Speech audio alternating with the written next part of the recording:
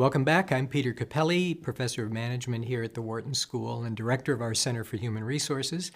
We're going to talk in this part of the program about designing jobs, how we structure them, what we put in them, what it is that we want people to do in individual jobs. And we're going to talk about the logic that drives that from the perspective of organizations and from businesses, those who are for-profit, the strategy that drives the business and then drives the way we design jobs.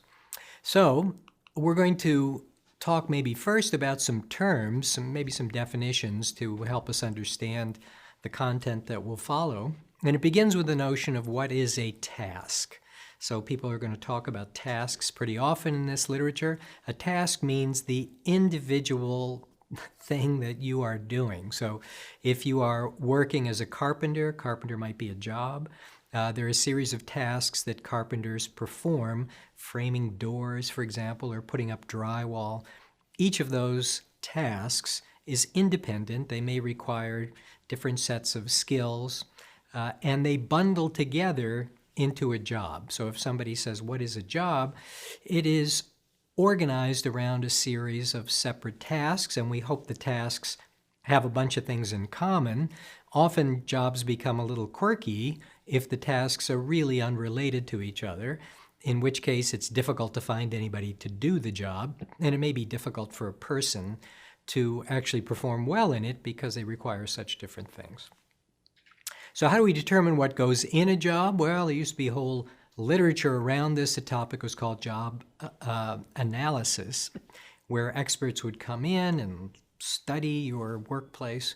I think these days, for the most part, you just ask the people who are doing the work right now, somebody who is an incumbent in the job in question, you ask them, what do you do? How do you spend your time? Maybe you could follow them around and watch, but that's pretty much how it's done today. It's not so precise, maybe doesn't matter quite so much because the sharp definitions that we saw in jobs a few years ago, and we'll talk about in a couple of minutes, are largely gone.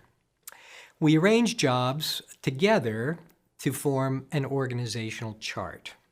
So if you put jobs in their relationship to each other, an organizational chart will tell you reporting relationships. That means who in which job reports to whom, to what other job. So it gives you the hierarchy in the organization, and the hierarchy tells you something about decision rights, and that means who gets to decide on what and who gets to boss whom around. So that's what an organization chart tells you. It's made up of jobs, which in turn are made up of tasks.